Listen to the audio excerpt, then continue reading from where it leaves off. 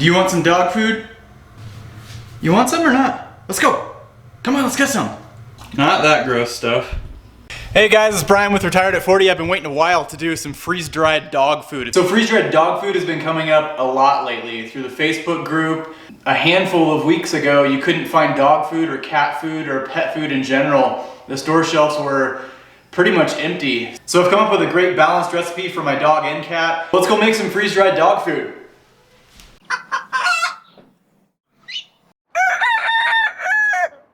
So like I said, this is the recipe that I'm going to use. This is actually my mother-in-law's recipe. You can go to the website balanceit.com and you can kind of tweak things here and there. Most people's main concern, I would guess, is going to be the type of meats. I'm going to use 2 pounds of beef hamburger and then 6 pounds of chicken. For the chicken, you're going to want white and dark meat because you want some fat content. You want that higher dark meat fat content. Then you're gonna need 4 pounds of rice. You can do white and brown rice. I'm gonna do all brown rice. A couple heads of broccoli.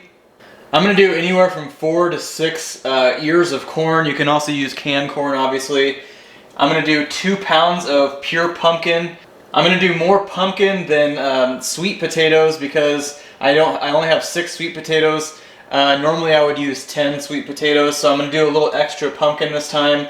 I'm going to throw some green beans in there. You can do some other peas and other types of beans if you want. 6 apples. You're going to want 3 pounds of carrots. And then you're going to need 2 dozen eggs. And I'm actually freeze drying 6 dozen eggs right now, so I ran out of eggs. I have to go to the store and get those. And then last thing you need is 2 containers of cottage cheese or yogurt, whichever you prefer. So the first thing I'm going to do is add this beef. This is 2 pounds of ground beef. And I'm going to do my beef and my chicken at the same time, and then I'm going to cook my rice and my vegetables if I have extra. I'm going to cook all of that in that water. And that way I'm retaining as many of the vitamins as I can. And then I think I'm going to add just about a cup of water. It doesn't usually take a whole lot in an Instant Pot.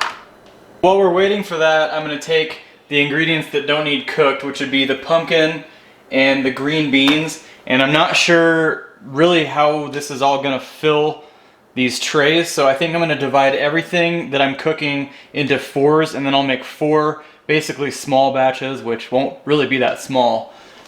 Another big thing that you're going to want to consider when you're freeze drying this is, does it freeze dry well? So you're probably going to keep your meats to something that you know will do well. You're not going to want to throw bacon in there. You're not going to want to throw like cheap, high fatty meats in there. So I'm going to try and stick to things that I know will freeze dry. Pumpkins, green beans, carrots, apples, sweet potatoes, corn, all that stuff does really well. Broccoli. And that's also one of the reasons why I'm choosing chicken over more beef, because beef tends to be higher fat.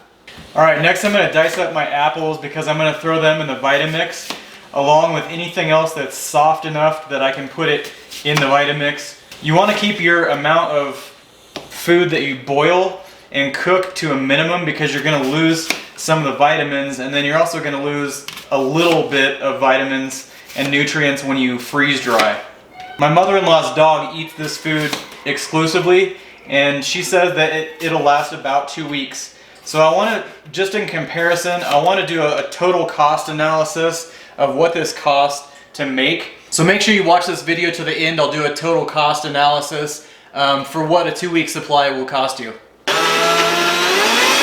So if you can help it, try and leave a few chunks in there. You don't want to completely pulverize these. And while we're waiting for this to finish up, I'm going to chop up some corn.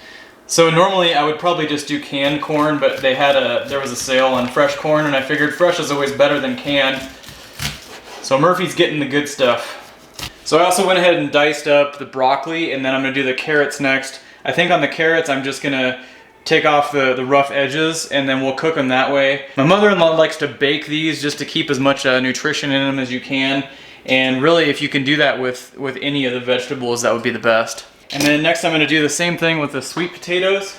I feel like this is kind of like getting your kids to eat vegetables that they don't like the taste of, because there's no way that my dog would eat most of this stuff alone, but if it's mixed in with some chicken and beef flavored stuff, I'm thinking it's gonna disappear real quick. Okay, the sweet potatoes I'm gonna chunk because I want them to be able, I kinda wanna pulverize those as well as the carrots. I think everything else I'm probably just gonna keep in bite-sized pieces. And then the puree stuff will kinda hold everything together if it turns out the way I think it's gonna turn out. Let's go check out the meat and see how that's doing. All right, so this has been in for probably 25 or 30 minutes now. All right, all the meat looks like it's good and cooked now. So I think I'm gonna take the meat out, I'm gonna separate it, let it cool down, and then we're gonna use this broth and we're gonna cook the rice in that. Oh, something must smell good because someone showed up. He's a little camera shy. All right, so while we're waiting for that rice, because it will take a while, we're gonna do our sweet potatoes, broccoli, and carrots. And I've got some broccoli and corn over here. Here's my pureed sweet potatoes. We're gonna do the same with the carrots. Next, I just diced up my broccoli. We're gonna add that in. And it looks like this is probably gonna be more than we can handle. Probably twice as much as I can handle in a medium freeze dryer, but we'll find out. So next I'm gonna add in my rice, I'm gonna add in the cottage cheese, and then I'm gonna dice up my, my meat into bite-sized pieces. I'm gonna throw it into a stand blender and I'm gonna mix it all, try and get everything as consistent as possible, and then we'll divvy it up between the 4 trays. Oh yeah, and don't forget your scrambled eggs. We need 20 scrambled eggs. Do 10 with the yolks and 10 just the egg whites.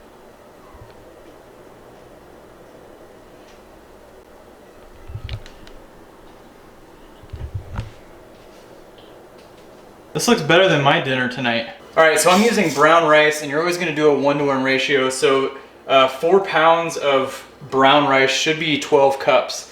So I'm gonna add my broth that I have from the meat, which is about 5 cups, which means I'll have to add 3 more cups of just plain old water.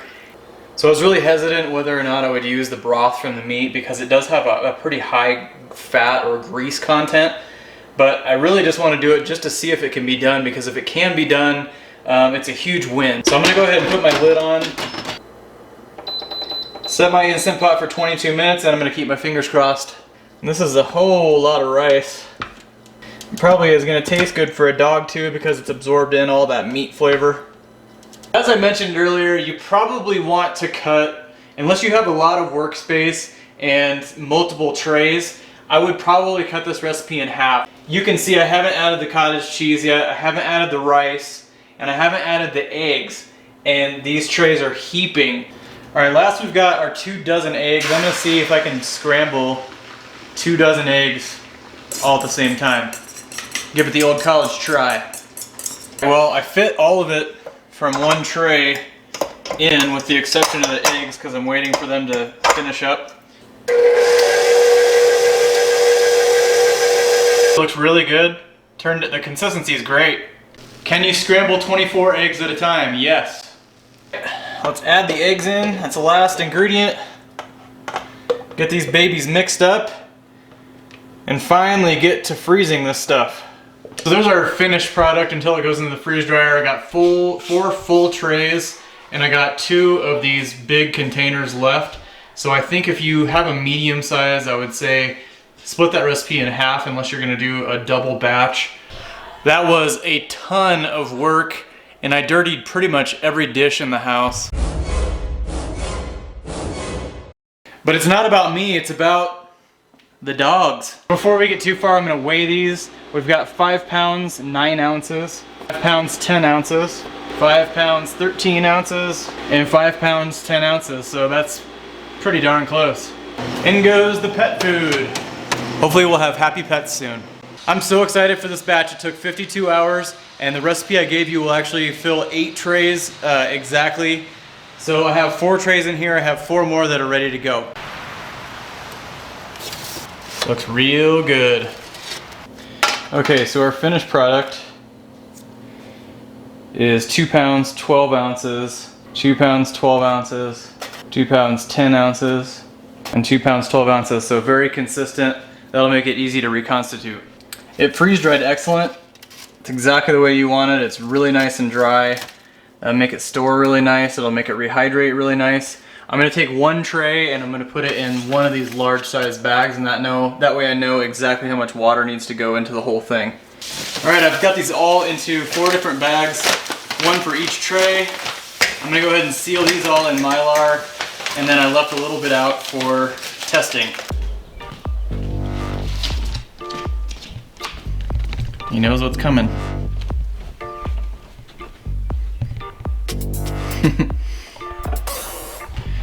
Murphy's been a good actor, so I'm gonna give him some extra.